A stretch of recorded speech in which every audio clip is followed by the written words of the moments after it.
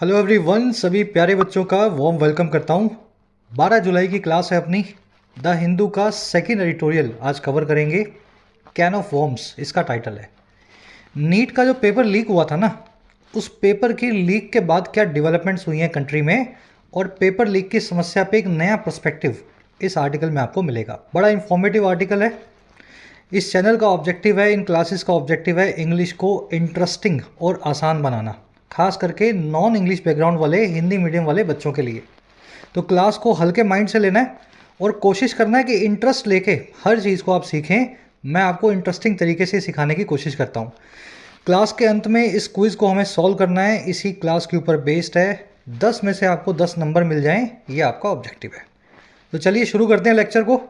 आइए कुछ नया सीखते हैं।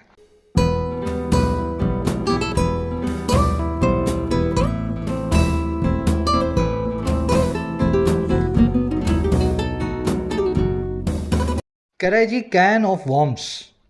देखिए वॉर्म क्या होते हैं? कीड़े। पता होगा आपको, वॉर्म्स कीड़े केंचुए। कैन का मतलब होता है कनस्तर। तो कैन ऑफ वॉर्म्स एक फ्रेज है अंग्रेजी में। इसका मतलब क्या हुआ?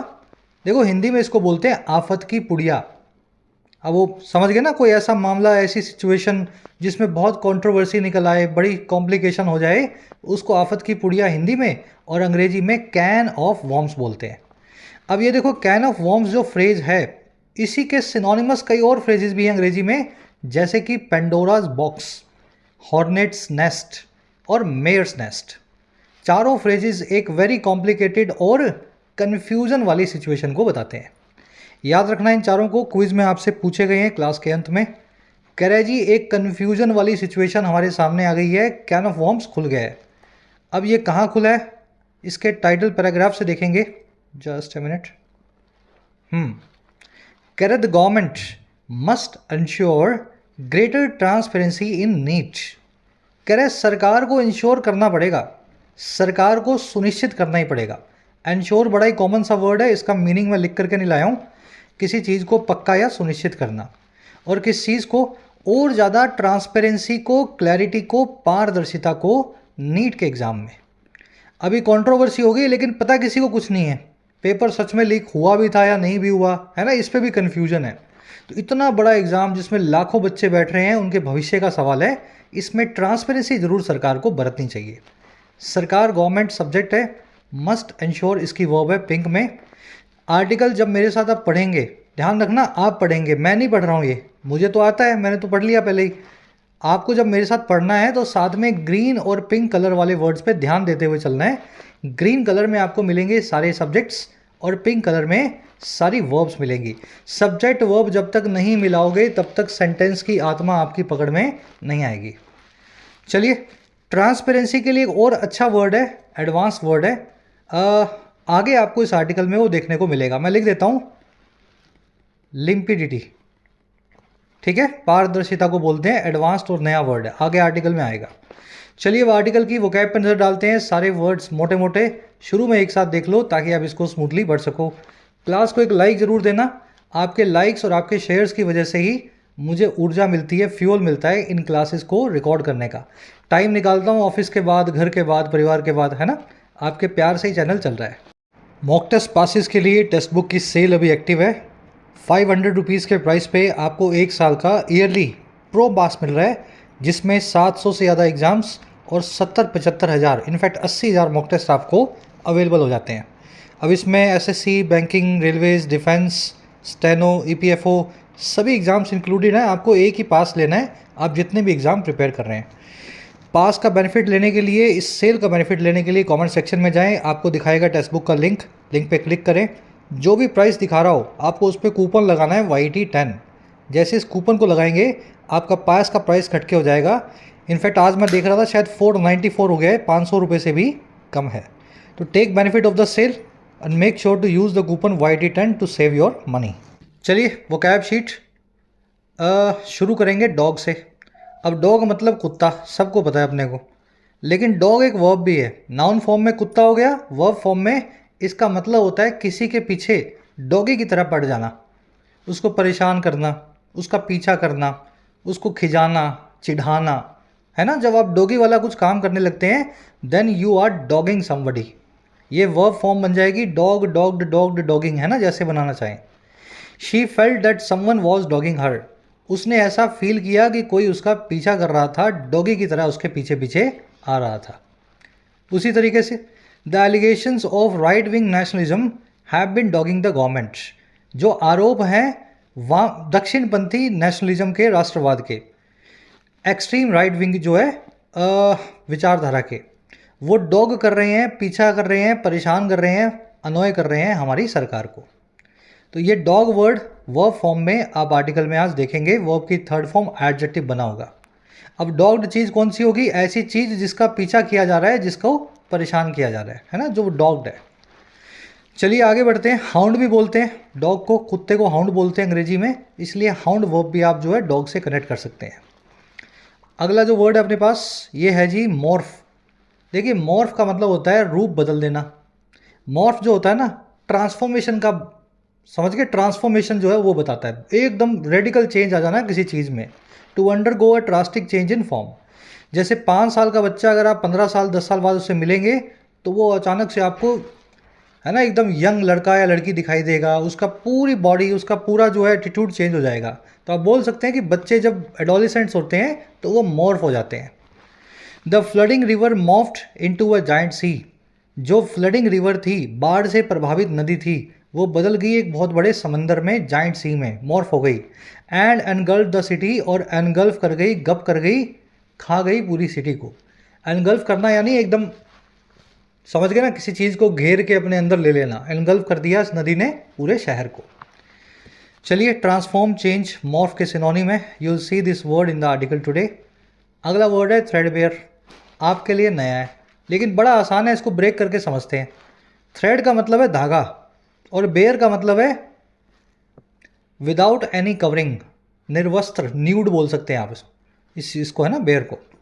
अगर किसी चीज़ का आप धागा धागा निकाल दें, उसके धागे धागे तक खोल दें, तो आप उसका क्या कर रहे हैं? आप उसको एग्जॉस्टिव और डिटेल्ड मैनर में प्रोसेस कर रहे हैं।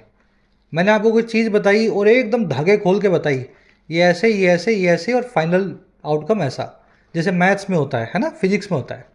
तो इस तरीके से किसी चीज़ को समझाना, समझना, देखना, इसको अंग्रेजी में एडवर्ब फॉर्म में थ्रेडबेयर से आप बता सकते हैं। थ्रेडबेयर एक एडजेक्टिव भी है, कभी किसी क्लास में फिर आएगा तभी कनेक्ट करके बताऊंगा, अभी दोनों बताऊंगा तो आपके दिमाग में घूम जाएंगे, ठीक है।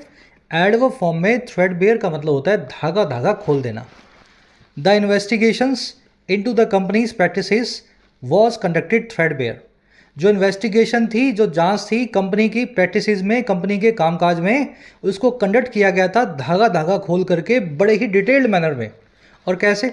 लीविंग नो स्टोन अनटर्न्ड, कोई भी कसर ना छोड़ते हुए। To leave no stone unturn आप समझते होंगे, एक इडियम अंग्रेजी में, पत्थर पत्थर हिला देना, कोई कसर ना छोड़ना। तो इस तरीके से कोई भी कसर ना छोड़ते हुए धागा धागा खोल करके इन्वेस्टिगेशन को कंपनी के कामकाज में किया गया। चलिए बहुत डिटेल में जब किसी काम को करते हैं तो मेटिकुलसली, कॉम्प्रिहेंसिवली, एक्सटेंसिवली करते हैं। आप थ्रेडबेयर नाम का नया वर्ड आर्टिकल में देखेंगे। वर्ड समझो तो ऐसे समझो, फिर से देखना ना पड़े, दिमाग में बैठ जाए एक बार में। अगला वर्ड है बिहोव। इसको बिहूव भी बोलते हैं, अमेरिकन बोलते हैं बिहूव, इंग्लैंड वाले बोलते हैं बिहोव। बिहोव, बिहूव का मतलब होता है हिंदी में शोभा देना। अगर कोई चीज़ आपको बिहोव या बिहूव करती है तो वो आपको शोभा देती है, या नहीं करती है तो it behoves a student to attain perseverance in his or her studies. किसी भी स्टूडेंट को यही शोभा देता है कि वो परसिवरेंस को अटेन करे। परसिवरेंस क्या होता है? कंटिन्यूअस हार्डवर्क, समझ गए ना, एकदम कॉन्फिडेंस के साथ में लंबे वक्त तक, 6 महीने, 8 महीने, साल भर। तो किसी भी स्टूडेंट को यही शोभा देता है कि कम से कम अपनी पढ़ाई में परसिवरेंस एक बार जीवन में जरूर दिखाए। चलिए, शोभा देने को बिसीम करना, बिफिट करना, सूट करना भी बोलते हैं। You will see this word behove in the article today. Last word है लिम्पिडिटी या ट्रांसपेरेंसी, एक ही बात है, अभी बताया था आपको। क्लैरिटी को या पारदर्शिता को बोलते हैं। The limpidity of his writing style makes his article enjoyable to read. जो लिम्पिडिटी है, पारदर्शिता है, क्लैरिटी है उसके राइटिंग स्टाइल की, वो उसके आर्टिकल्स को पढ़ने में इंजॉयबल बना देती है। Makes his articles enjoyable to read। बड़ा सिंपल सा वर्ड है। पारदर्शिता को या क्लैरिटी को पेल्यूसिडिटी भी बोलते हैं। एडवांस्ड वर्ड है ये, पेल्यूसिड पारदर्शी, पेल्यूसिडिटी पारदर्शिता, ठीक है, नाउन फॉर्म में। चलिए फिर किसी क्लास में आएगा तो उसको ब्रेक करके बताऊंगा कहानी के साथ ये वर्ड अंग्रेज़ों ने कैसे बनाया था। चलिए, मेरा चैलेंज ये होता है कि 40 मिनट में बिना आपको बोर किए, बिना आपको बोझिल किए कंटेंट को डिलीवर करना मैक्सिमम, है ना। इस वजह से बहुत चीज़ें मुझे छोड़नी पड़ती हैं। एक समरी आपको देंगे आर्टिकल की।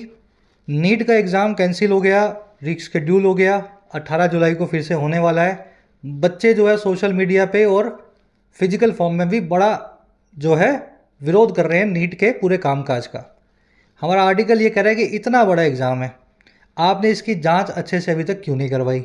और दूसरा, जब आप ये कह रहे हो कि इसमें कुछ धांधली नहीं हुई है तो रीशेड्यूल क्यों करवा रहे हो। और तीसरी बात, अगर आपको लगता है जांच की ज़रूरत है, धांधलेबाजी हुई है और आपको टाइम चाहिए, तो इसमें शर्माने की ज़रूरत नहीं है। बच्चों से सीधे बात की जाए, है ना, उनको सामने क्लैरिटी के साथ बताया जाए कि बच्चों ऐसी बात है, ऐसी ऐसी गलती हो गई और इसकी जांच अच्छे से करवाएंगे और ये एग्ज़ाम आपका होने वाला है। बोला आप सब कुछ मान भी नहीं रहे हो और अपने हिसाब से चल रहे हो और किसी से बात नहीं कर रहे हो। इससे देश में गुस्सा और कन्फ्यूजन और फैलता है। ठीक है, आज की टोन है डिमांडिंग। सरकार से डिमांड कर रहा है, क्लैरिटी को मांग कर रहा है ना। जब भी मांग हो किसी आर्टिकल में, डिमांडिंग टोन होती है। साथ में क्रिटिकल है, क्रिटिसाइज भी कर रहा है सरकार के एक्शंस को। चलिए अब शुरू करते हैं पढ़ना। कह रहा है जी, trust can be everything in governance. कह रहा है जो भरोसा जो है ना, वो हो सकता है हर एक चीज़। और कब? प्रशासन में, गवर्नेंस में, सरकार के कामकाज में। अगर सरकार से भरोसा उठ गया तो कितनी भी अच्छे मन की सरकार हो, आपको वो अच्छी नहीं लगेगी, है ना। तो गवर्नेंस में ट्रस्ट ही एवरीथिंग होता है। गवर्नेंस यानी प्रशासन। हिंदी मीनिंग लिख करके लाया हूँ आपके लिए खास करके, है ना, ध्यान से फ़ायदा उठाना इनका। कह रहे the can of worms that split open with the publication of results of national eligibility cum entrance test or NEET UG 2024 has elevated the entrance examination for medical and dental seats to a metaphor। लंबा sentence है। कह रहे जो can of worms है, जो आफत की पुड़िया है। और कौन सी पुड़िया? जो कि खुल गई, स्प्लिट ओपन हो गई। स्प्लिट मतलब दरवाज़ा खुलता है ना तो स्प्लिट हो जाता है, वो दो अलग अलग दरवाजे हो जाते हैं। वैसे तो एक ही है, वो जब किवाड़ को खोलोगे तो दो हो जाएंगे ना, वो स्प्लिट हो जाएंगे। कह रहा है जब ये आफत की पुड़िया इस तरीके से खुली, दरवाजे की तरह स्प्लिट ओपन हुई। और कैसे हुई? पब्लिकेशन के साथ ही, डिक्लेरेशन के साथ ही रिजल्ट्स की या परिणामों की, नतीजों की, नीट यूजी 2024 के एग्ज़ाम के। कह रहा है इस कैन ऑफ वॉर्म्स ने जो इस तरीके से खुला था, इसने एलिवेट कर दिया, बढ़ा दिया, ऊपर ले आया इस एंट्रेंस एग्जामिनेशन को, जो है मेडिकल और सीट्स का, डेंटल सीट्स का। और कहाँ ले आया? देखो टू लगा के बता रहे हैं। It has elevated this exam to a metaphor. ये इसको एक अलंकार तक ले आया, प्रतीक तक ले आया। मेटाफोर क्या होता है? किसी चीज़ का प्रतीक। और ये प्रतीक किस चीज़ का बन गया अब? For distrust in the system among the people. ये प्रतीक बन गया डिस्ट्रस्ट का, अविश्वास का हमारे सिस्टम में, लोगों के बीच। तो आज से 10 दिन पहले ये एक एग्ज़ाम लीक था, आज सरकार में अविश्वास है। तो ये कैन ऑफ वॉर्म्स, आफत की पुड़िया जो है, एक एग्ज़ाम लीक को एलिवेट करके, ऊपर उठा करके सरकार में अविश्वास में इसने, है ना, बदल दिया। समझ में आया सेंटेंस का मीनिंग? ऐसे पढ़ना है, सेंटेंस के सब्जेक्ट वर्ब को मैच करना है। कैन ऑफ वॉर्म्स की वर्ब है हैज़ एलिवेटेड। एलिवेट करना, ऊपर उठाना, किसी चीज़ के लेवल को राइज करना, रेज करना। दैट आया है कैन ऑफ वॉर्म्स के लिए, कैन के लिए। तो कैन सिंगुलर है, दैट की वर्ब भी सिंगुलर है, हालांकि पास्ट में लगी हुई है, सिंगुलर प्लूरल एक ही है। स्प्लिट वर्ब जो है उसकी V2 पास्ट में लगाई गई है, और split split split V1 V2 V3 same होती है। तो 25 वर्ब्स या 30 वर्ब्स मैंने आपको याद करवाई हुई हैं, जिनकी V1 V2 V3 चेंज नहीं करनी है। स्प्लिट उन्हीं में से एक है। यही वीडियो को पॉज करो और 25-30 वर्ब्स को फटाफट से याद कर लो। लिस्ट को करवाई हुई है ना भाई, 500 बार करवाई गई होंगी। Cut, set, put, hurt, read, split, burst, hurt, hit, cast, cost, forecast, broadcast, read, wed, bid. ठीक है, चलिए। मेटाफोर होता है अलंकार या किसी चीज़ का प्रतीक या सिंबल। अब ये सिंबल बन गया नीट सरकार में अविश्वास का। कह रहे जी this year dogged by accusations of paper leak, malpractices, and technical failures. Besides the grant of grace marks to some students, NEET, which was conceived to homogenize selection on merit, has now morphed into a beast. कह रहे जी this year, इस साल, लंबा sentence है, आराम से पढ़ते जाओ। दिस साल, दिस ईयर, हुआ क्या? कह रहा है जो डॉग्ड बाय है, डॉग्ड होना किसी चीज से अनुसरित होना, कोई चीज आपके पीछे पीछे आ रही है डॉगी की तरह। कह रहा है जी जो डॉग्ड बाय है, जिसके पीछे पीछे आ रहा है, एक्यूजिशंस या आरोप, पेपर लीक का, गड़बड़ियों का, माल प्रैक्टिसेस का और तकनीकी खामियों का। कह रहा है जो, और साथ ही साथ किसके आ रहा है? साथ ही साथ आ रहा है देने के उस आरोप का, ग्रांट करने के उस एक्यूजिशन का, जो है ग्रेस मार्क्स कुछ बच्चों को।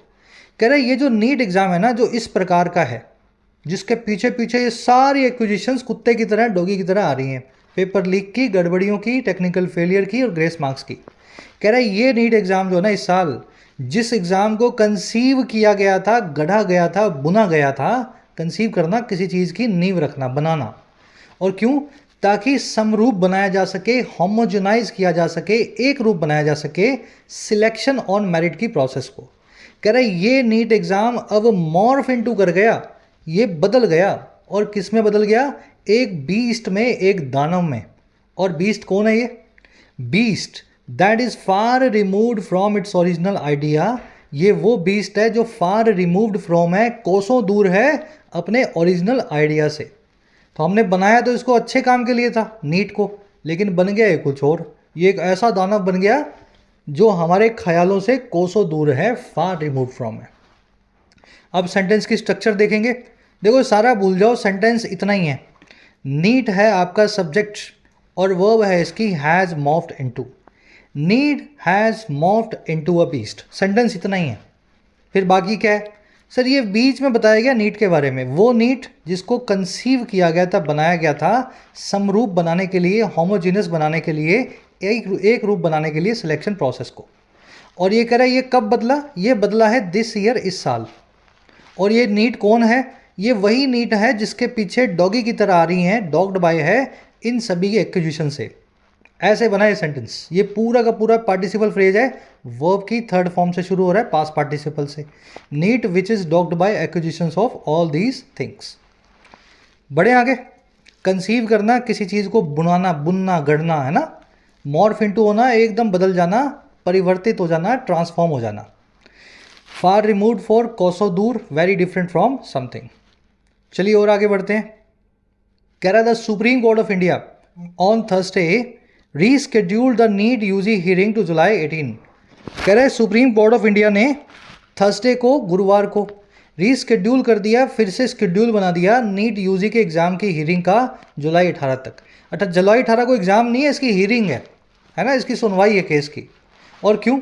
ये इसलिए किया सुप्रीम कोर्ट ने, टू लगा के बता रहा है, to address complaints regarding irregularities and malpractices during the exam.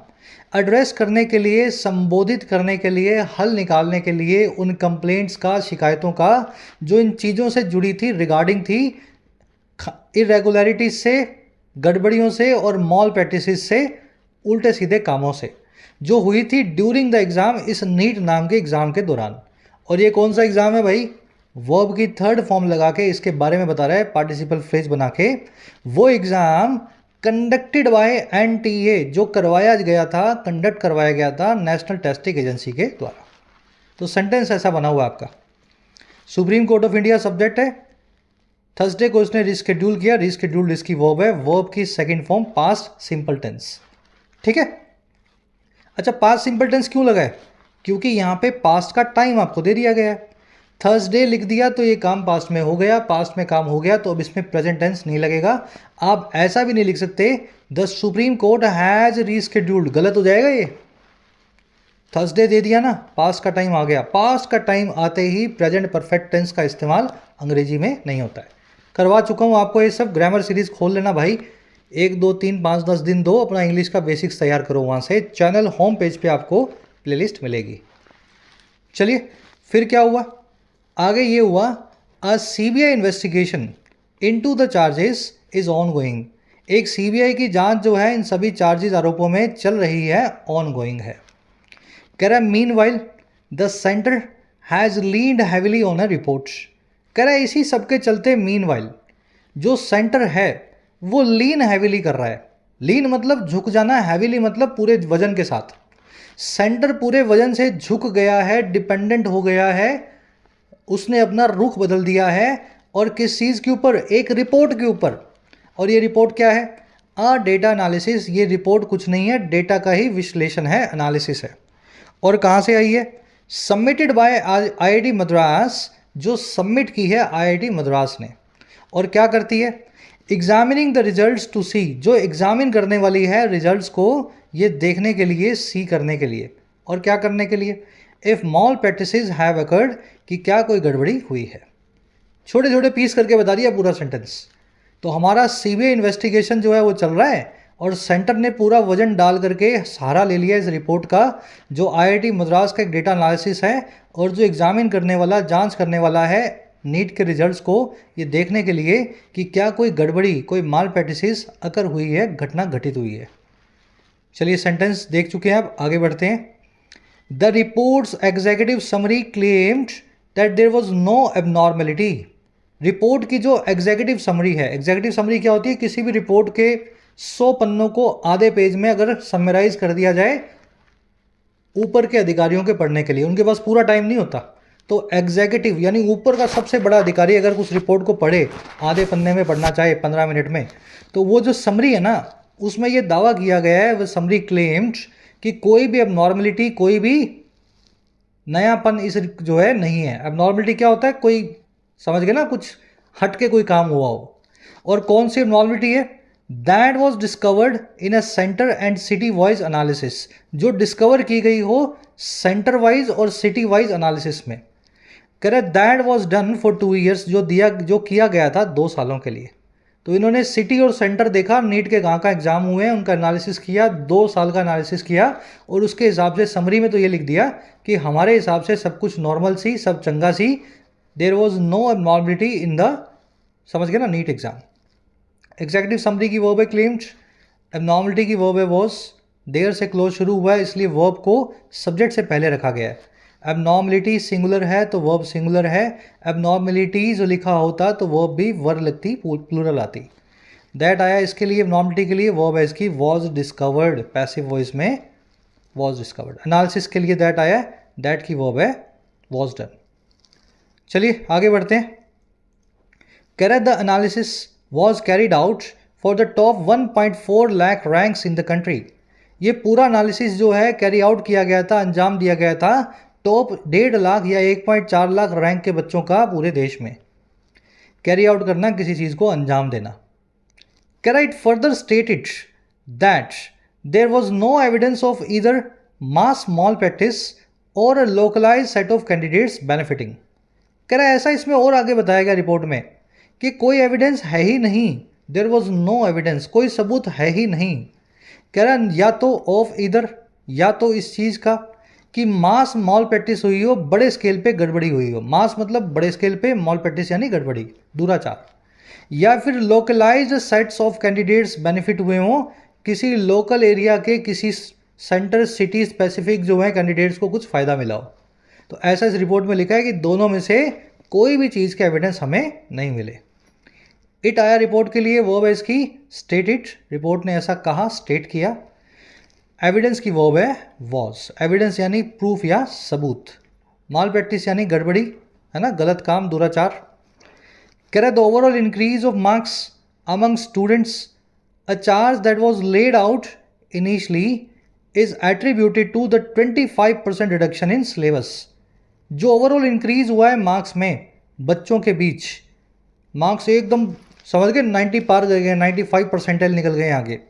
कह रहा है जो ओवरऑल इंक्रीज आया मार्क्स का, अब देखो कॉमा से कॉमा के बीच में कुछ बता रहा है, एडिशनल इंफॉर्मेशन दे रहा है। कह रहा है ये एक ऐसा चार्ज आरोप है जो ले आउट किया गया था, पैसिव वॉइस में स्थापित किया गया था, इस्टेब्लिश किया गया था शुरुआती दौर में इसी कंट्रोवर्सी के। कह रहा है ये जो स्टूडेंट्स के ऊपर मार्क्स में इंक्रीज का जो आरोप है, कह रहा है ये एट्रीब्यूट किया गया है, इसे जोड़ करके रखा गया है, इसको मत्थे मर दिया गया है। एट्रीब्यूट करना, मत्थे लगाना, जोड़ना, 25% रिडक्शन से सिलेबस के अंदर, सिलेबस कम हो गया तो मार्क्स बढ़ गए। कह रहा है and it confirms that this occurred across multiple cities, और रिपोर्ट ये कन्फर्म करती है कि मार्क्स बढ़ने की जो घटना है दिस ये अकर हुई है बहुत शहरों में, एक जगह नहीं हुई है।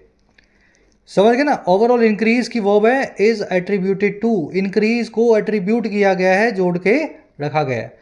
एट्रीब्यूट टू करना, एस्क्राइब टू करना, कनेक्ट टू करना, रिलेट टू करना, इम्प्यूट टू करना, किसी चीज़ को दूसरी चीज़ के मत्थे जड़ देना, उससे उसको कनेक्ट कर देना। ठीक है, टू यहाँ पे फिक्स्ड है, एट्रीब्यूट ऑन नहीं लिख सकता, मैं लिख ही नहीं सकता, एट्रीब्यूट टू ही होगा।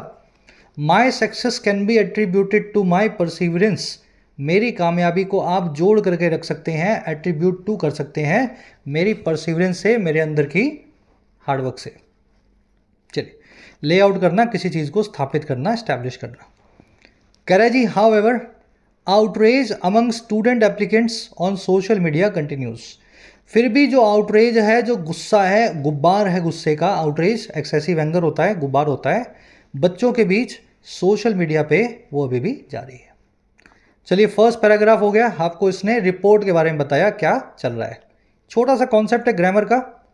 एविडेंस एक ऐसा नाउन है जिसका प्लूरल बनाया ही नहीं जा सकता अंग्रेजी में, क्योंकि ये एक अनकाउंटेबल नाउन है। देखने में लग सकता है काउंटेबल है, देखने में ये आपको लग सकता है काउंटेबल है, लेकिन एविडेंस को काउंट नहीं किया जा सकता। ऐसे कौन कौन से नाउन्स हैं भाई जो इस तरीके से बिहेव करते हैं? वीडियो को पॉज करो, कमेंट्स में डालो, मैं करवा दूंगा, एक बार खुद से लिखोगे तो दिमाग में बैठ जाएंगे। एविडेंस जैसे कौन कौन से ऐसे खास नाउन्स हैं जिनका प्लूरल अंग्रेजी में बन ही नहीं सकता? बोलने लग रहा हूं मैं, पहले खुद से सोच लेना आपने। Bread paper, bread paper, advice, legislation, research, equipment, machinery, hardware, software. ठीक है ना। इन वर्ड्स को आपको कभी भी प्लूरल में एस लगा करके प्लूरल नहीं बनाना होता। कई बार करवा चुके हैं कॉन्सेप्ट, ग्रामर सीरीज में हो चुका है, फिर किसी क्लास में डिटेल में करवाएंगे। रेगुलर क्लास में रेगुलर रहो आप, 15-20 दिन महीने में सारे कॉन्सेप्ट 2-2 बार हो जाएंगे। अगर इनका प्लूरल बनाना हो तो आप क्या करते हैं, इनके आगे लिखते हैं PCs of evidence, PCs of machinery, PCs of equipment. चलिए नेक्स्ट पैराग्राफ पे आ जाओ। कह रहा है जी while need is no stranger to controversy with states opposing it, the charges that have been leveled against it this year have had the effect of invoking distrust against the test among a larger subset of Shari students across the country। कह रहा है जहाँ NEET जो है अनजान बिल्कुल भी नहीं है, स्ट्रेंजर बिल्कुल भी नहीं है विवादों से, विवाद से इसका नाता बहुत पुराना है जहाँ ऐसा है। और कैसा हुआ ये सब? ये ऐसे हुआ है कि कई स्टेट्स के अपोज करने के साथ ही इस एग्ज़ाम को, इसका विरोध करने के साथ ही। कह रहा है जहाँ ऐसा हुआ है ये पुराना कंट्रोवर्सी इससे काफ़ी पुरानी जुड़ी हुई है। कह रहा है वहीं जो चार्जेस हैं जो लगाए गए हैं, लेवल किए गए हैं, लेवल करना किसी चीज़ के बराबर लाके किसी चार्ज को लगाना है ना। तो चार्जेस जो लगाए गए हैं इसके खिलाफ इस साल उनका रहा है इफेक्ट या उनका रहा है असर, they have had the effect, जो है जगाने का अविश्वास को, भरोसे में कमी को इस टेस्ट के अंदर, अगेंस्ट द टेस्ट। और ये किसके बीच में? एक बहुत बड़े सबसेट के बीच में, एक बहुत बड़े ग्रुप के बीच में, जो है सावधान स्टूडेंट्स का, शारी स्टूडेंट्स का पूरे देश में। शारी स्टूडेंट्स वो होते हैं जो फूंक फूंक के कदम रखते हैं, अच्छे से तैयारी करते हैं, है ना। उनको हमेशा डर रहता है एग्ज़ाम लीक ना हो जाए, एकदम समझ गए ना, 100% अपने करियर के लिए जिम्मेदार बच्चे जो होते हैं वो होते हैं शारी स्टूडेंट्स। तो हमेशा इसका विवादों से नाता रहा है, लेकिन इस बार जो इस पे आरोप लगे हैं उससे सारी स्टूडेंट जो हैं, जो पढ़ने वाले बच्चे हैं, उनमें डिस्ट्रस्ट आ गया है इस टेस्ट के खिलाफ। नीट की वर्ब है इस, चार्जेस की वर्ब है have had, charges have had the effect. That की वर्ब है हैव बीन लेवल्ड, दैट आया चार्जेस के लिए, चार्जेस प्लूरल है तो दैट की वर्ब भी देखो हैव है प्लूरल में। लेवल चार्ज अगेंस्ट समबडी, किसी के खिलाफ आरोप लगाना, यहाँ पे लेवल का मतलब है इम्पोज करना। ठीक है, चार्ज वार्ज कोई फाइन वाइन किसी पे लगाते हो तो लेवल करते हैं। चलिए, कह रहे the only way to move forward from here is to ensure that the issue is debated threadbare. कह रहा अकेला एक तरीका आगे बढ़ने का, the only way to move forward, यहाँ से फ्रॉम हेयर, वो ये है कि आप सुनिश्चित करें कि इस इश्यू पे बहस हो, बातचीत हो, संवाद हो, थ्रेड बेयर पूरे ही धागा धागा खोल करके। बताया था ना आपको, थ्रेड बेयर एकदम धागा धागा उधेड़ करके इस पे बातचीत हो, हर मामले को, हर एस्पेक्ट को इस पे बात की जाए। और कहाँ पे हो? ऑन पब्लिक प्लेटफॉर्म्स, पब्लिक के सामने, पब्लिक प्लेटफॉर्म्स पे। एंड ऑल डाउट रिमूव्ड, सारे डाउट को, सारे संशय शंका को हटाया जाए। और किसके बजाय? कह रहा है ये सारा काम करना है बजाय, instead of trying to sweep the worms that have spilled out under the carpet. बजाय, इंस्टेड ऑफ, इस कोशिश के, इस ट्राइंग के, कि आप स्वीप कर रहे हैं, आप छुपा रहे हैं इन वॉर्म्स को, इन आफत की पुड़िया को जो स्पिल आउट हो गई है, जो बाहर निकल गई है पुड़िया से, है ना, समझ रहे हो? स्पिल आउट हो गया, ये कैन ऑफ वॉर्म्स था, इसमें से वॉर्म्स बाहर निकल आए, आफत की पुड़िया खुल गई। तो बजाय छुपाने के, स्वीप करने के इस आफत की खुली हुई पुड़िया को under the carpet, sweep something under the carpet यानी किसी चीज़ को छुपाना। आपके घर में गंदगी मची हुई है, कोई आ गया तो आपने उस क्या किया, पाँव से जो है कुछ गिरा हुआ था उसको कारपेट के नीचे छुपा दिया, है ना, गलीचे के नीचे डाल दिया कि मेहमान ना देख पाए। तो वैसे ही सरकार ये कर रही है कि गलतियां तो खूब हो गई नीट में, अब सारी गलतियों को कारपेट के नीचे छुपा रही है, कोशिश कर रही है कि आफत की पुड़िया से पीछा छूटे। तो ये नहीं करना है आपको, आपको खुल के सामने आना है, पब्लिक से बातचीत करनी है, लोगों के डाउट्स को रिमूव करना है।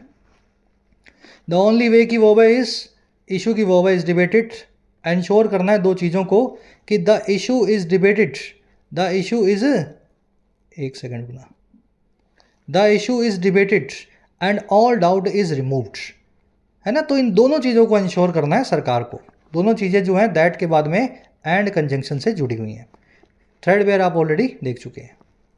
SVEEP something under the carpet, किसी चीज़ को, एम्बैरेसिंग चीज़ को छुपाने की कोशिश करना। कह रहे जी, loud denials of malpractice should be matched with the willingness to engage with those affected in a public forum and provide clarification. कह रहे जी, जो लाउड डिनाइल्स हैं, बड़े बड़े रिफ्यूज़ल हैं। डिनाइल क्या होता है? नाक बोल देना, डिनाई कर देना, ऐसा हुआ ही नहीं। कह रहे चीख चिल्ला करके जो डिनाइल्स आ रहा है गड़बड़ी का, कि कोई गड़बड़ी हुई ही नहीं, कह रहे उस डिनाइल को आपको मैच करवाना पड़ेगा, जोड़ के दिखाना पड़ेगा आपकी विलिंगनेस से, आपकी ख्वाहिश से, आपकी इच्छा से, तैयारी से, जो है इंगेज विद करने की, बातचीत करने की उन बच्चों के साथ जो अफेक्टेड हैं, प्रभावित हुए हैं। तो सिर्फ शोर नहीं मचाना है कि कुछ नहीं गलत हुआ, कुछ गलत नहीं हुआ तो कोई बात नहीं, लेकिन बच्चों से बातचीत करना है आपको, है ना। और कहाँ करना है? एक पब्लिक फोरम में, और प्रोवाइड करना है क्लैरिफिकेशंस को। आपको अपनी सफाई भी बच्चों से शेयर करनी चाहिए। डिनाइल्स की वर्ब है शुड बी मैच्ड, डिनाइल्स को मैच करवाना है, जोड़ करके दिखाना है। विलिंगनेस यानी आपकी इच्छा किसी काम को करने की, स्वेच्छा बोल सकते हैं इसको। विलिंगनेस का बिल्कुल उल्टा होता है किसी काम को ना करने की इच्छा, ठीक है। और इसको बोलते हैं जी अंग्रेजी में रिलक्टेंस। शायद याद रह जाए देखने से, है ना। इच्छा विलिंगनेस, अनिच्छा रिलक्टेंस। चलिए, कह रहे जी, where errors have taken place as is possible in an exercise of this scale, it behoves a proper acknowledgement and policy. जहाँ जहाँ एरर्स हुई हैं, गलतियाँ हुई हैं, जैसा कि पॉसिबल भी है एक एक्सरसाइज में, एक बड़ी एक्सरसाइज में, इस स्केल वाली, कह रहे वहाँ वहाँ शोभा देगा, बिहूव करेगा कि प्रॉपर एक्नॉलेजमेंट हो, उस गलती का प्रॉपर, है ना, उसको माना जाए, एक्नॉलेज किया जाए, और माफ़ी भी मांगी जाए, अपॉलजी भी मांगी जाए। तो हम मानते हैं बड़ा एग्ज़ाम है, हो सकती हैं एरर्स, लेकिन एरर्स को मानो, और अगर गलती हुई है तो अपॉलजी दे दो बच्चों को, है ना, क्या दिक्कत है इसमें। एरर्स की वर्ब है हैव टेकन, टेक प्लेस करना, किसी घटना का घटित होना। यहाँ पे एज एक प्रोनाउन का काम कर रहा है, और एज की वर्ब है इज। जैसा कि, एज, जैसा कि पॉसिबल भी है, एज इज पॉसिबल, ठीक है। इट की वर्ब बिहोव, बिहोव करना, शोभा देना, सूट करना। कह रहा when trust is violated the reparation for it should sometimes be utter honesty. बड़ी पावरफुल लाइन है। कह रहा जब ट्रस्ट वायलेट हो जाए, जब आपका भरोसा ही टूट जाए, है ना, आपकी वजह से भरोसा टूट जाए, आपके ऊपर से हट जाए, तो उसका जो हर्जाना होता है, जो रेपरेशन होता है, वो इसके लिए होना चाहिए कभी कभी पूरे तरीके से, अटर तरीके से, ऑनेस्टी या ईमानदारी। तो भरोसा तोड़ने का हर्जाना होता है पूरी ईमानदारी दिखाना, एकदम हर बात सच सच बोल देना, कि अब के मेरे ऊपर भरोसा ज़रूर करो, अब मैं फिर से नहीं तोड़ूंगा। ट्रस्ट की वर्ब है इज़ वॉलेटेड, वॉलेट करना यानी उल्लंघन करना।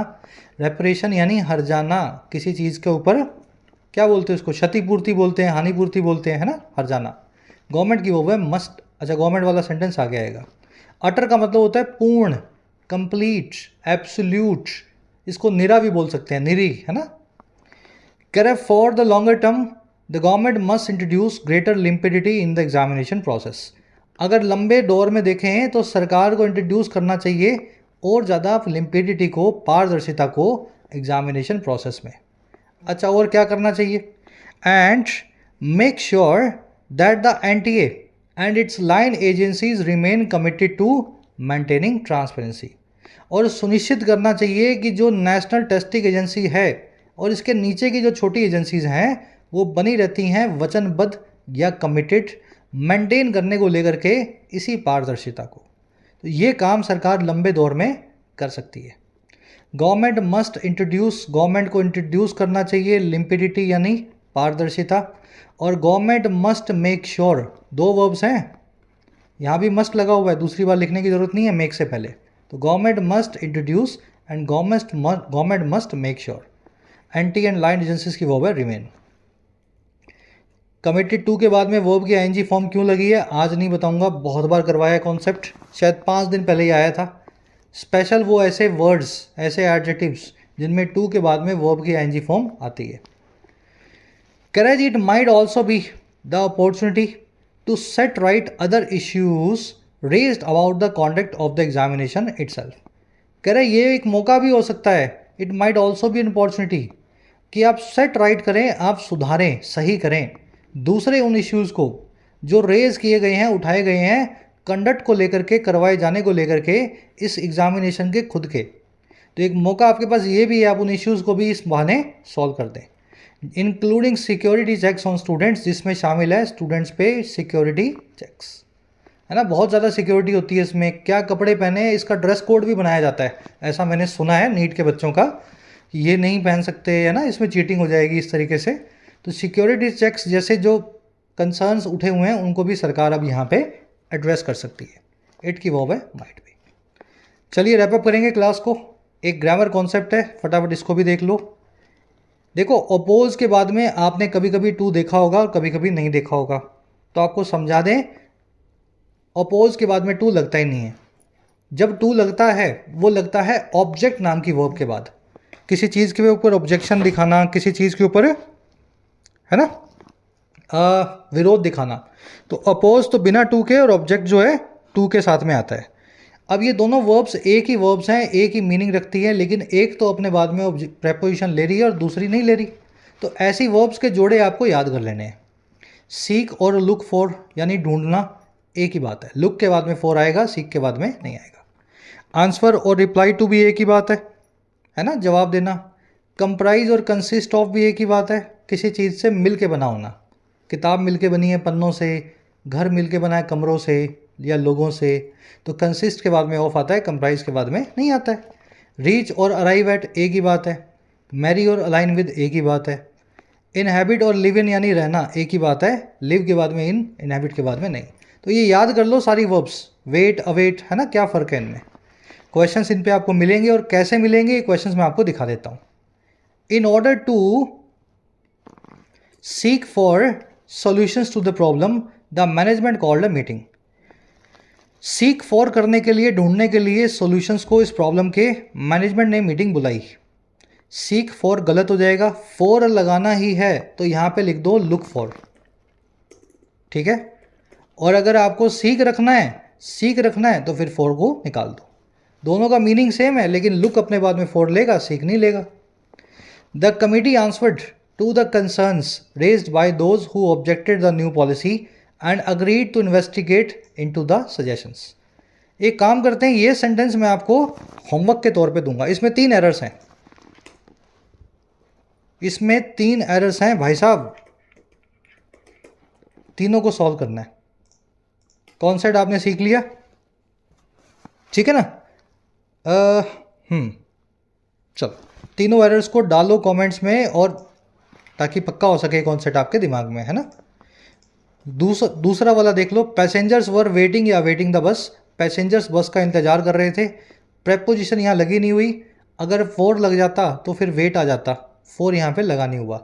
अगर एग्जामिनर ने फोर नहीं लगा के दिया है तो वो आपसे कह रहा है कि अवेट वर्ब का इस्तेमाल करो, passengers were awaiting the bus. Last question को देख लेना, 3 एरर्स मिलेंगी, इसी कॉन्सेप्ट पे बेस्ड है, स्क्रीनशॉट इसका ले लो और इसका आंसर आपको कमेंट सेक्शन में डाल देना है। गलत होगा तो बताऊंगा और सही होगा तो आपको मैं लाइक दे दूंगा, एक हार्ट दे दूंगा, आपको पता लग जाएगा आपका आंसर सही है। चलिए रैप अप करते हैं क्लास को जल्दी से, आ जाओ अपने क्विज पे। फर्स्ट क्वेश्चन में पूछा है जी, इस बात का क्या मतलब है, the can of worms that split open. इस फ्रेज से ऑथर क्या बताना चाह रहा है? अ नई opportunity for students, a situation that reveals multiple problems and complications, a beneficial change in examination process or an unimportant issue that was blown out of proportion. क्या ये एक नया मौका है, क्या ये एक कन्फ्यूजन की सिचुएशन है, क्या ये एक फ़ायदेमंद बदलाव है, या फिर एक बिना इंपॉर्टेंस का इशू है जिसको बहुत ज़्यादा बढ़ा दिया गया है। बड़ा इजी क्वेश्चन है, आंसर फर्स्ट कमेंट में डाल दिया है। इतना बताने के बाद तो आपका आंसर वैसे ही निकल जाएगा, फर्स्ट कमेंट से फिर भी जाके चेक कर लो। कह रहा है जी, ऑथर क्या सजेस्ट करता है सबसे अच्छा तरीके के तौर पे आगे बढ़ने का इस नीट यूजी की कंट्रोवर्सी से।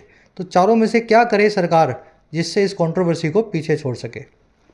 इग्नोर कर दे इस कंट्रोवर्सी को, इस पे डिबेट हो, संवाद हो, बातचीत हो, सिलेबस को और कम कर दे, या फिर ग्रेस मार्क्स सभी बच्चों को दे दे ताकि कंट्रोवर्सी खत्म हो जाए। हंसी मजाक वाले लग रहे होंगे आपको, ऑप्शंस भी है ना, वैसे ही आए मेरे दिमाग में, जैसे आए मैंने लिख दिए।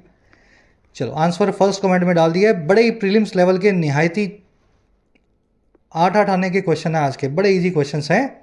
मेक श्योर कि आपके क्वेश्चंस बिल्कुल सही हों, मैच करते जाओ मेरे आंसर फर्स्ट कमेंट में रखा है।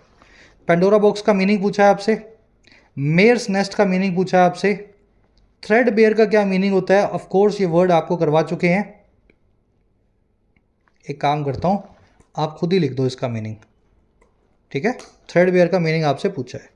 Far removed from, far removed from, इसका मीनिंग बता देना आपको। वैसे तो इसको मैंने यूज़ करने के लिए बोला था लेकिन शायद आप कर नहीं पाएंगे, थोड़ा कॉम्प्लिकेटेड हो जाएगा।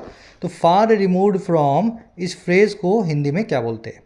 लास्ट में आपको बताना है विलिंगनेस का एंटोनिम क्या होता है। एंटोनिम पूछा है, सिनोनिम नहीं, उल्टा बताना है। 3 एरर्स मिलेंगी लास्ट में, पहली मिल सकती है इस वर्ड के आसपास या इसकी वजह से, दूसरी एरर आपको मिल सकती है इस वर्ड के आसपास या इसकी वजह से, और तीसरी आपको ज़रूर मिलेगी इस वर्ड के आसपास या फिर इसकी वजह से। फर्स्ट कमेंट से आंसर्स मैच करो, आउट ऑफ 10 कितने मार्क्स मिले ज़रूर से बताना। क्लास कैसी लगी आज की? कॉन्सेप्ट्स बड़े डिटेल में करवाएं आपको वोकैब के साथ। जो मेरे प्यारे बच्चे हैं लास्ट तक पूरा देखते हैं तो सर पीडी लिख दिया करो, पूरा देखा और सब समझ में आया हो, क्लास की थीम अच्छी लगी हो तो पीडीआई के साथ में आई लगा दिया करो, इंटरेस्टिंग भी लगा। ये आपका फीडबैक मैकेनिज्म है, इसका इस्तेमाल ज़रूर से करें कमेंट सेक्शन में। कल आपसे लेंगे मुलाकात कल की क्लास में। जिन बच्चों को कोर्सेज की ज़रूरत है, एक्स्ट्रा क्लासेस की ज़रूरत है, you can take the benefits of the courses. Application को डाउनलोड करें YT ऐप को, आपको राइटिंग का, SSC का और बैंकिंग का, इनफैक्ट UPSC का भी कोर्स मिल जाएगा। अफोर्डेबल कोर्सेज है, मेहनत करना चाहते हैं तो ऐप को डाउनलोड करें, कमेंट सेक्शन में लिंक रखा गया है, you can take the benefits. चलिए अंटिल देन साइनिंग आउट।